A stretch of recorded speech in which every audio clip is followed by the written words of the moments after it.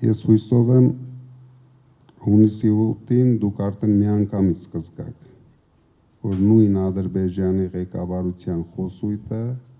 փոխվեց, որովհետև երբ են խոսում այս խոսույթով, երբ դիմացինը իրենից ոչ մի բան չի ներկայացնում, երբ դիմացինը արդեն պարտված է, այն էլ 3 պատերազմներում,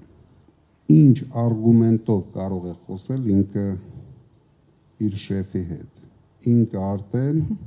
համարում է նրան շեֆ և կատարում է նրա բոլոր պահանջները, դուք մի անհանգստացեք, շատ արագ կփոխվի բոլոր այդ խոսույթները, մենք չենք պատրաստվում պատերազմել Ադրբեջանի հետ, մենք, ինչպես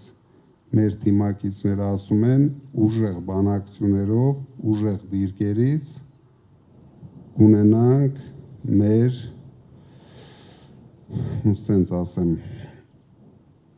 թե առաջնահերթությունները, թե պոզիցիաները։ Եղավ, շատ շնորհակալ եմ, մեզ բոլորիս հաջողություն։